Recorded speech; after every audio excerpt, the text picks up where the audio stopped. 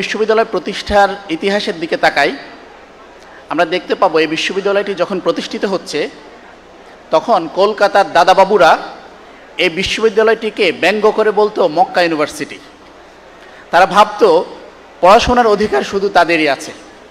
এই বাংলাদেশের মানুষ কৃষক, বাংলাদেশের মানুষ চাষাভূষা, এদের পড়াশোনার কোনো অধিকার নাই, এদের জীবনযাপনের, এদের জীবনযাত্রার মান উন্নয়নের কোনো অধিকার নাই।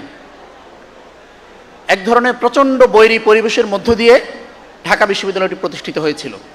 আমরা যারা ঢাকা বিশ্ববিদ্যালয়ের শিক্ষার্থী হিসাবে ভর্তি হয়েছি, ভর্তি হওয়ার দিন থেকে আমরা যতদিন এই পরিচয়টাকে ধারণ করব নিজের মধ্যে, আমরা সবসময় এই ফিলিংসটা যেন নিজের মধ্যে রাখি যে আমরা শতবর্ষী ব্যাপী একটা লড়াইয়ে নিজেকে সামিল করে নিয়েছি।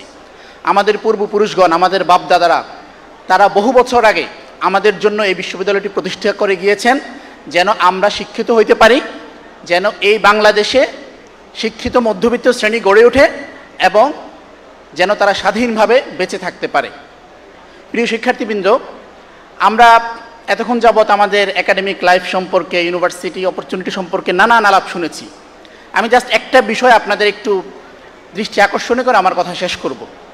আমরা যখন ইউনিভার্সিটিতে আসি, আমাদের যখন অ্যাডমিশন পিরিয়ডটা আমরা পার করি, আমরা নিজেদেরকে আল্লাহর খুব কাছাকাছি নিয়ে যাই ওই সময়টায়। আমি নিজে স্মরণ করতে পারি, আমি যখন অ্যাডমিশন টাইমে ছিলাম, প্রতিদিন 5 ওয়াক্ত নামাজ পড়ার পাশাপাশি তাহাজ্জুদ নামাজটাও পড়ার চেষ্টা করা হইতো। নিজের লাইফে নিজেকে স্পিরিচুয়ালি আল্লাহর সাথে এত বেশি কানেক্টেড ফিল করা, এটা অতীতে কখনোই হয় নাই, ফিউচারে কখনো হবে কিনা আমি জানি না। আমার বিশ্বাস আপনারা যারা এখানে আছেন, আপনাদের লাইফের একটা বেস্ট টাইম আপনাদের অ্যাডমিশন পিরিয়ডটাতে গেছে। আপনাদের অনেকে হয়তো ওই সময়টাতে প্রচণ্ড ফ্রাস্ট্রেটেড ছিলেন, অনেকে প্রচণ্ড হতাশার মধ্যে ছিলেন, কিন্তু এরপরেও আপনি দেখবেন আপনার একাডেমিক লাইফের, আপনার যাপিত জীবনের সবচাইতে ভালো একটা সময় অ্যাডমিশন পিরিয়ডটাতে গেছে। আমরা যখন ইউনিভার্সিটিতে আসি, আমরা এক আকাশ সমান স্বপ্ন নিয়ে এই ইউনিভার্সিটিতে আসি। আমরা যখন ইউনিভার্সিটিতে আসি, আমরা একটা ইনোসেন্ট সোল নিয়ে, একটা ইনোসেন্ট হার্ট নিয়ে এই ইউনিভার্সিটিতে আসি। কিন্তু অত্যন্ত দুঃখের বিষয় হইল, আমরা যখন 5 বছর পরে ইউনিভার্সিটিতে চলে যাব, তখন যেই ছেলেটা বা যেই মেয়েটা একটা নিষ্পাপ হৃদয় নিয়ে এই ক্যাম্পাসে আসছে, সে একটা কলুষিত হৃদয় নিয়ে, একটা কলুষিত মন নিয়ে, একটা কলুষিত দেহ নিয়ে এই ইউনিভার্সিটি ত্যাগ করতেছে। এটা ইউনিভার্সিটি লাইফের সবচাইতে ওর্স্ট একটা সিচুয়েশন। আমরা দেখতে পাবো যেই ছেলেটা অ্যাডমিশন পিরিয়ডে তাহাজ্জুদ নামাজ পড়তো রেগুলার, এরকম বহু ছেলে ইসলামোফোবিক হইয়া, নাস্তিক হইয়া এই ক্যাম্পাস থেকে বের হচ্ছে। আমাদের ইউনিভার্সিটি লাইফের সবচাইতে বড় চ্যালেঞ্জ হলো এটা, ইউনিভার্সিটিতে আমরা যে স্বপ্ন নিয়ে আসি, আসার পর আমাদের এই স্বপ্নগুলো চুরি হয়ে যায়। খুব বেশি দিন আগের কথা না, খুব সম্ভবত আপনাদের এই ব্যাচেরই একজন স্টুডেন্ট শাহবাগ থানায় ডাকসু নেতৃবৃন্দের উপর হামলা করে উদযাপন করছে।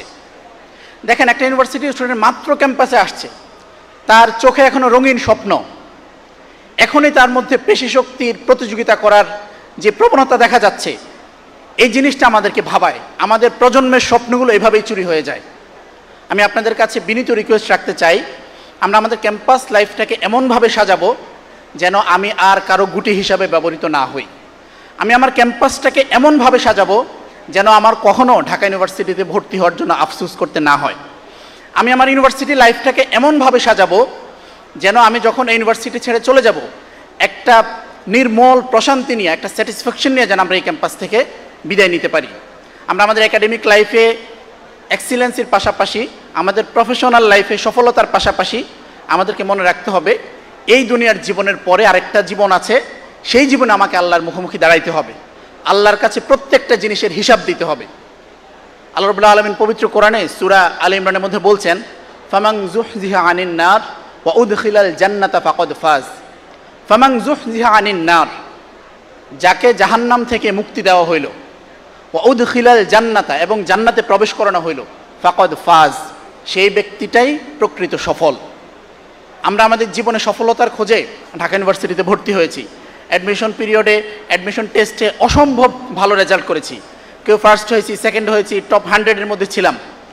কিন্তু হইতে পারে ইউনিভার্সিটিতে চমৎকার একটা রেজাল্ট করে ইউনিভার্সিটি থেকে বের হয়ে গেলাম, প্রফেশনাল লাইফে চমৎকার একটা রেজাল্ট করে আমরা দুনিয়ার জিন্দেগিটা শেষ করলাম, কিন্তু কাল কিয়ামতের মাঠে আল্লাহর কাছে ধরা খেয়ে যাইতে পারি। সেজন্য আল্লাহ আমাদেরকে সফলতার প্রকৃত সংজ্ঞা শিখিয়ে দিচ্ছেন।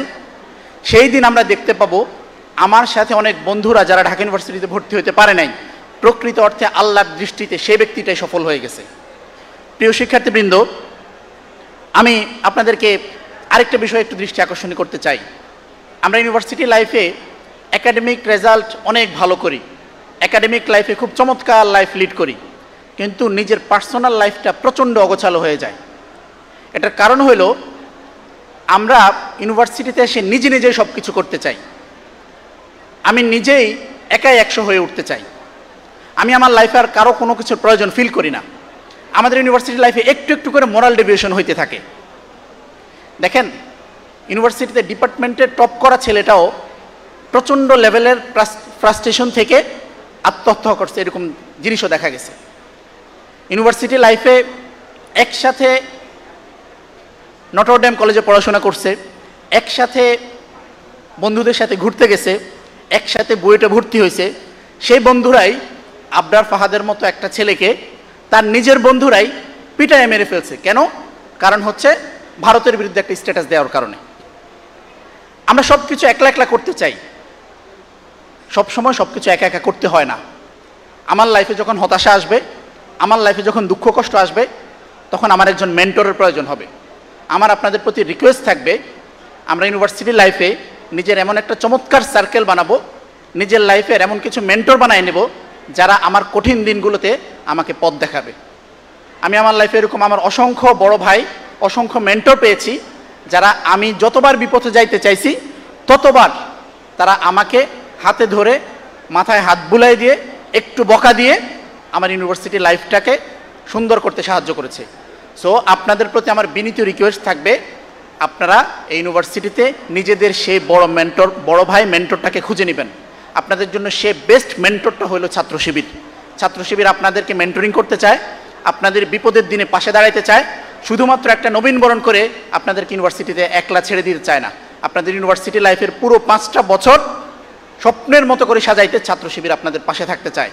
আমি আশা করি ছাত্র শিবিরের এই সুন্দর স্বপ্নের সাথে আপনারা নিজেদেরকে মার্জ করে নিজেদের স্বপ্নগুলোকে মিলিয়ে আগামী দিনে একটা নিরাপদ, আমাদের বোনদের জন্য একটা নিরাপদ ক্যাম্পাস গড়ে তোলা, আমাদের ভাইদের জন্য একটা শান্তির ক্যাম্পাস গড়ে তোলার ক্ষেত্রে আপনারা অগ্রগামী ভূমিকা রাখবেন ইনশাআল্লাহ। আপনাদের জন্য অনেক অনেক শুভকামনা, অনেক অনেক দোয়া।